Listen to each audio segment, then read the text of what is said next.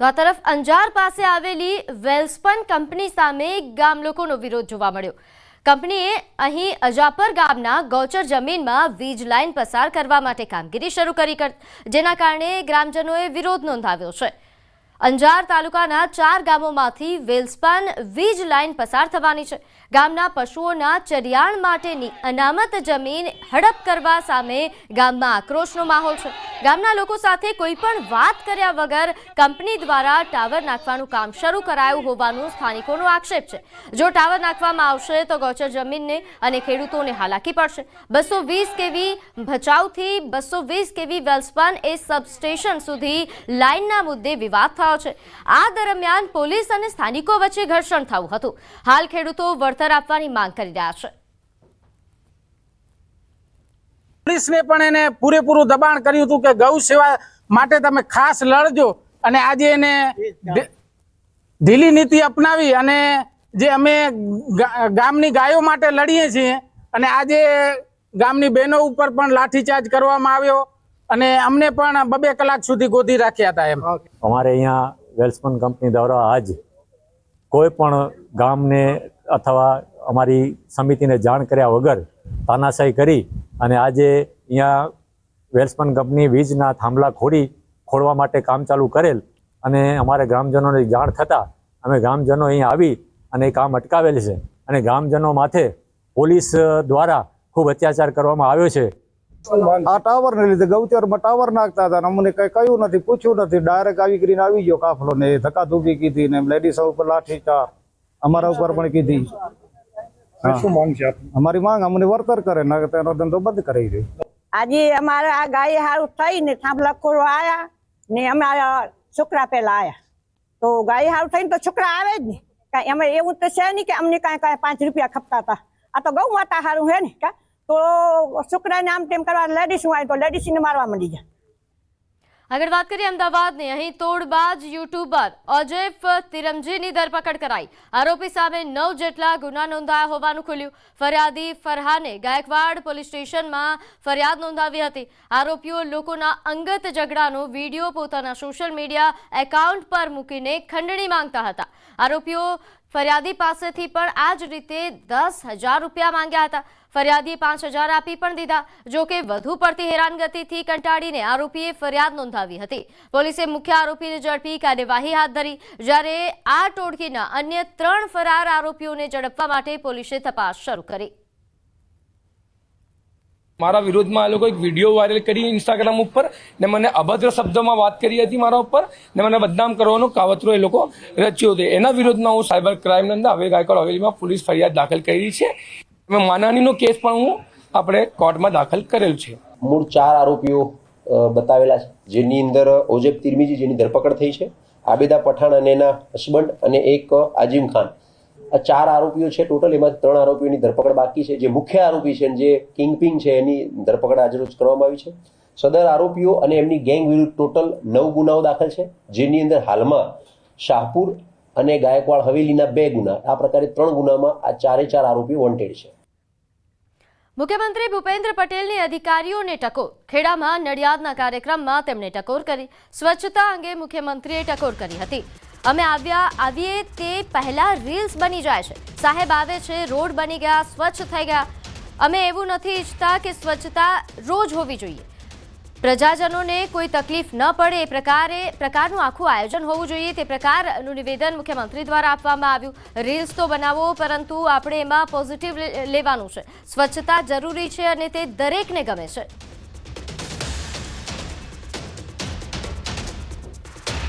એટલે અહીંયા આવતા પહેલાં રીલ બની ગયું હોય કે સાહેબ આવે છે એટલે રોડ બની જાય, સ્વચ્છતા થઈ જાય,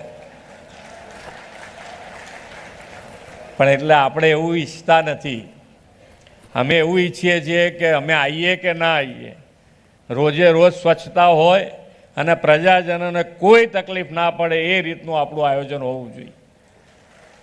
એટલે આમાં આપણો વાંક નથી, તો રીલ તો બનાવે, આપણે એમાં પોઝિટિવ લેવાનું કે આપણે એ રીતે સ્વચ્છતા હવે જરૂરી છે અને દરેકને ગમે છે। આપણે હજુ ક્યાંક ને ક્યાંક નાની મોટી ભૂલ કરી દઈએ, પણ સ્વચ્છતા હવે દરેકને ગમે છે અને એમાં આપણને સહકાર પણ મળવાનો છે તમને। એટલે તમે જેટલું ધ્યાન રાખશો એટલું સ્વચ્છતામાં લોકો તમારી સાથે ઊભા રહેશે. અમદાવાદ વાસીઓ માટે વધુ એક નવું નજરાણું. કાંકરિયા ખાતે બાલવાટિકાનું લોકાર્પણ. બાલવાટિકાનું નવીનીકરણ બાદ લોકાર્પણ. મુખ્યમંત્રી ભૂપેન્દ્ર પટેલના હસ્તે લોકાર્પણ કરાયું. મનપા દ્વારા 22 કરોડના ખર્ચે નવીનીકરણ બાદ પીપીપી ધોરણે ફરી બાલવાટિકા શરૂ થશે. ₹50માં બાલવાટિકા ફન કાર્નિવલમાં એન્ટ્રી મળશે. બાલવાટિકા ખાતે અલગ અલગ 21 જેટલી રાઇડ્સ છે. રાજ્યનું પ્રથમ ફ્લાઇંગ થિયેટર અને ગ્લાસ ટાવરનો પણ સમાવેશ થાય છે. શહેરીજનો તેનો પણ આનંદ માણી શકશે. આજથી અમદાવાદના શહેરીજનોને બાલવાટિકામાં પ્રવેશ મળશે. 22 કરોડના ખર્ચે પીપી ધોરણે રીડેવલપમેન્ટ, મોડર્નાઇઝેશન અને અપગ્રેડેશન કરેલ બાલવાટિકાનું લોકાર્પણ કરવામાં આવ્યું છે અને એમાં અમદાવાદ સહિત સમગ્ર દેશમાંથી કાંકરિયા લેકફ્રન્ટની મુલાકાતે આવનાર સૌ પર્યટકો અને તેમાં પણ બાળકો માટે ખૂબ જ ગર્વની બાબત છે. આગળ વાત કરીએ, અત્યારના સમયમાં મોટા ભાગની કામગીરી એ ડિજિટલાઇઝ કરવામાં આવી રહી છે. ત્યારે હવે અમદાવાદ મ્યુનિસિપલ કોર્પોરેશન દ્વારા વધુ એક કામગીરી ડિજિટલાઇઝ કરવામાં આવી. ટેક્સ માટેની તમામ કામગીરી એ ડિજિટલાઇઝ બનશે. અમદાવાદમાં વોર્ડ ઇન્સ્પેક્ટરને 220 જેટલા ટેબ્લેટનું વિતરણ કરવામાં આવ્યું છે. ટેક્સ પેયરનો ફોટાથી લઈને સ્થળ અંગેની કામગીરી માટે ટેબ્લેટનું વિતરણ કરાયું. આ સાથે કોઈપણ ટેક્સ એ પેયર આકારણી માટે ઝોન ઓફિસમાં ફરિયાદ કરશે તો વોર્ડ ઇન્સ્પેક્ટર દ્વારા મકાનની તમામ માહિતી એ ટેબ્લેટમાં એડ કરવામાં આવશે. આમ કામગીરી પણ સરળતાથી થશે અને ઝડપી થશે. આદરણીય પ્રધાનમંત્રી હંમેશા એવું કહે છે કે આવનારા સમયમાં ટેકનોલોજીના આધાર ઉપર સરકાર ચાલે અને એમાં ડિજિટલ ટેકનોલોજી. એટલે આ રીતે આપણે જ્યારે ટેબ્લેટ આપીશું તો જે કાગળ પેન ઉપર કામ થતું હતું હવે ટેકનોલોજીના આધાર ઉપર ટેબ્લેટ ઉપર કામ થશે અને વધુ ચોકસાઈથી થશે. એના ગૂગલ મેપ દ્વારા એના લોકેશન લેવામાં આવશે, ટેક્સ પેયરનો ફોટો લેવામાં આવશે. એ રીતે વધારે પારદર્શી વહીવટ થાય તે આશયથી કુલ મળાઈને 220 ટેબ્લેટ વોર્ડ ઇન્સ્પેક્ટર અને ડીસુ લેવલના કર્મચારીઓને આપવામાં આવી રહ્યા છે. અમદાવાદમાં પિરાણા ડમ્પિંગ સાઇટ પર વેસ્ટ ટુ વન્ડર પાર્ક બનાવવામાં આવશે. 700 એકર જગ્યામાં પાર્ક ઊભો કરવામાં આવશે, જેની કામગીરી 3 તબક્કામાં થશે. રોડ, પાણી ડ્રેનેજ તેમજ ગાર્ડન સહિતની સુવિધા ઊભી કરવામાં આવશે.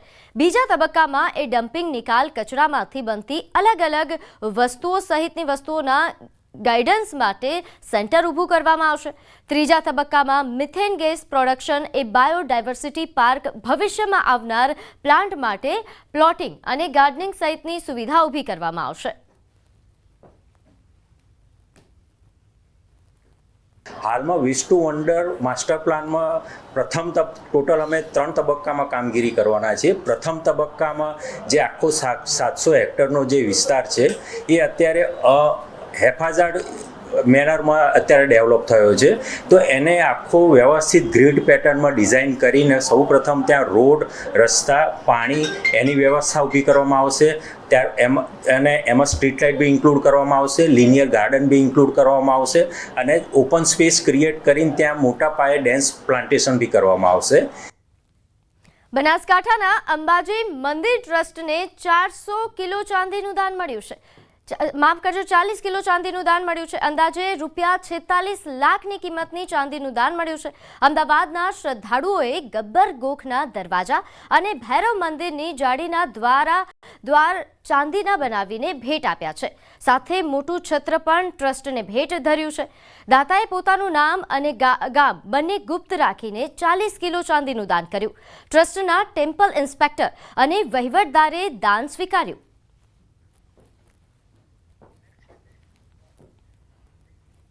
પરંપરાગત આદિવાસી સંસ્કૃતિને આજની પેઢી સાથે જોડી રાખવા માટેનો નવતર પ્રયોગ.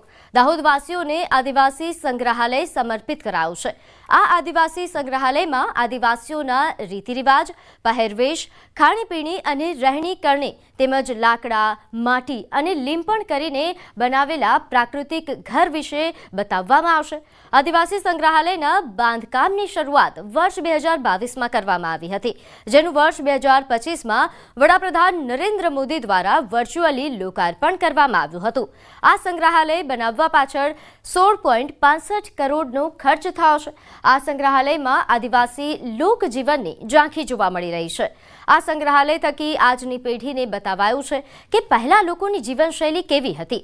આ સંગ્રહાલય એ દાહોદ જિલ્લાને નવી ઓળખ આપશે.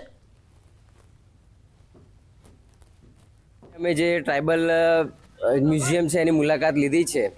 એની અંદર અમને સંપૂર્ણ જે દાહોદ જિલ્લો છે અને આજુબાજુનો વિસ્તાર છે ત્યાંની જે આદિવાસી સંસ્કૃતિ છે એના દર્શન થાય છે અને સરસ મજાની પ્રતિકૃતિઓ મૂકેલી છે. ઉપરાંત જૂના સમયની અંદર જે અહીંના વિસ્તારના લોકો કઈ રીતે રહેતા હતા એની પ્રતિકૃતિઓ મૂકેલી છે. એમની રહેણી કહેણી કઈ રીતની હતી, એ ઉપરાંત કે એ લોકો રસોઈ કઈ રીતે કરતા, એમના ઢોર ઢાંકર કઈ રીતે બાંધતા.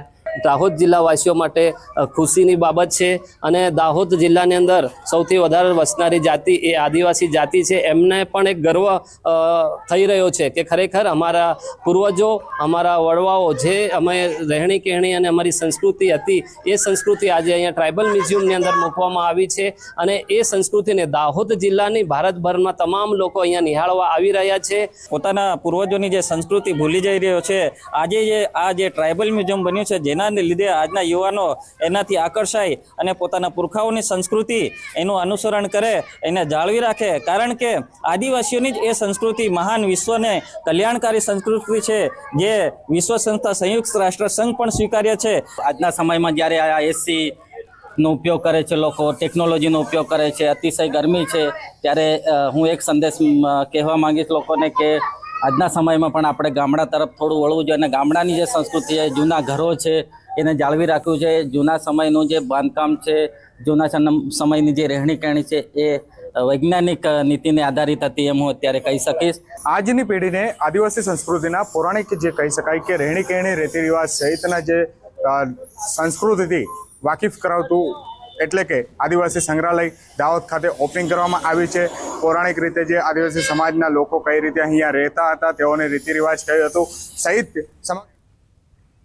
તો રાજકોટના રીબડામાં પેટ્રોલ પંપ પર ફાયરિંગ મામલે મહત્વના સમાચાર. પોલીસની પ્રાથમિક તપાસમાં મોટો ખુલાસો થયો.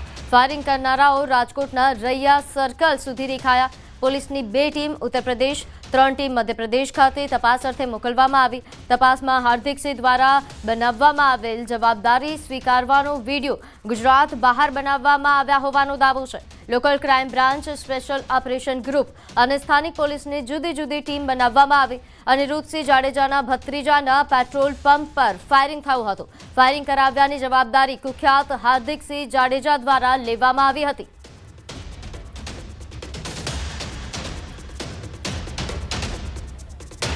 જેને લઈને વધુ વિગત સાથે આપણી સાથે સંવાદદાતા અંકિત જોડાઈ ગયા છે. અંકિત, આ મામલે શું વધુ અપડેટ?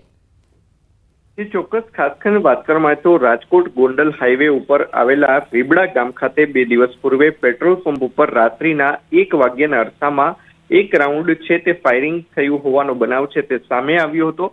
સમગ્ર મામલે 2 અજાણ્યા શખ્સો વિરુદ્ધ બીએનએસની કલમ 109 સહિતની કલમો અંતર્ગત ગોંડલ તાલુકા પોલીસ સ્ટેશન ખાતે જે ફિલરમેન છે કે જે પેટ્રોલ પંપ ખાતે કામકાજ કરતો હતો તેના દ્વારા ફરિયાદ છે તે નોંધાવવામાં આવી હતી. ત્યારબાદ જે સ્થાનિક પોલીસ છે તેમજ લોકલ ક્રાઇમ બ્રાન્ચ છે, સ્પેશિયલ ઓપરેશન ગ્રુપ છે, તેમના દ્વારા જે બંને જે બુકાનીધારી શખ્સો છે તેમને ટ્રેસ કરવાની કામગીરી કરવામાં આવી રહી હતી. ત્યારે તેઓ રીબડાથી રાજકોટના રૈયા સર્કલ સુધી આવ્યા હોવાનું છે તે સીસીટીવીમાં સ્પષ્ટ થયું છે. જોકે રૈયા સર્કલ બાદ તેઓ ક્યાં નાસી ગયા છે તે બાબતે હાલ અત્યારે પોલીસ દ્વારા શોધખોળ હાથ ધરવામાં આવી છે.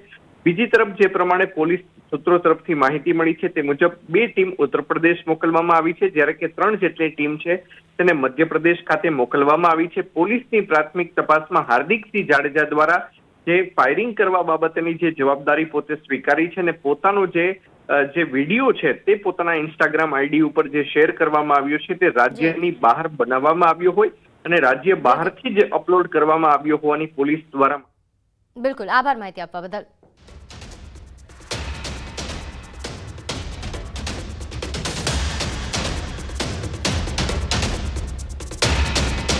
તો પોલીસની ટીમ ઉત્તર પ્રદેશ અને મધ્યપ્રદેશ પહોંચી છે. આરોપીને ત્યાંથી શોધખોળ કરવામાં આવશે.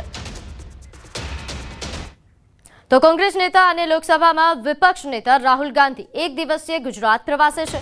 સંગઠન સર્જન અભિયાન અંતર્ગત તેઓ આણંદ ખાતે ખાનગી રિસોર્ટમાં નવનિયુક્ત જિલ્લા અને શહેર પ્રમુખો સાથે સંવાદ કરશે.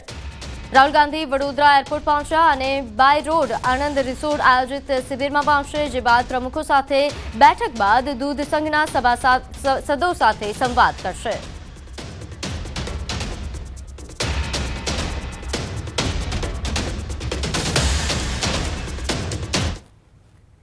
તો આજે કારગિલ વિજય દિવસની પીએમ મોદીએ દેશવાસીઓને શુભેચ્છાઓ પાઠવી. પીએમ મોદીએ ટ્વીટ કરતા લખ્યું કે આ અવસર આપણને ભારત માતાના તે બહાદુર સપૂતોની અજોડ હિંમત અને બહાદુરીની યાદ અપાવે છે, જેમણે દેશના સ્વાભિમાનની રક્ષા માટે પોતાનું જીવન સમર્પિત કર્યું. પોતાની માતૃભૂમિ માટે મરવાનો અને તેમનો જુસ્સો એ દરેક પેઢીને પ્રેરણા આપતો રહેશે. તો આજે કારગિલ વિજય દિવસની ઉજવણી થઈ રહી છે. નોંધે છે કે આજે વહેલી સવારે તમામ એ બહાદુર સૈનિકોને શ્રદ્ધાંજલિ પણ અર્પણ કરવામાં આવી અને ત્યારે પીએમ મોદીએ પણ દેશવાસીઓને શુભેચ્છાઓ પાઠવી છે. પીએમ મોદીએ ટ્વીટ કરીને લખ્યું કે આ અવસર એ આપણને ભારત માતાના તે બહાદુર સપૂતોની અજોડ અને હિંમત બહાદુરીની યાદ અપાવે છે.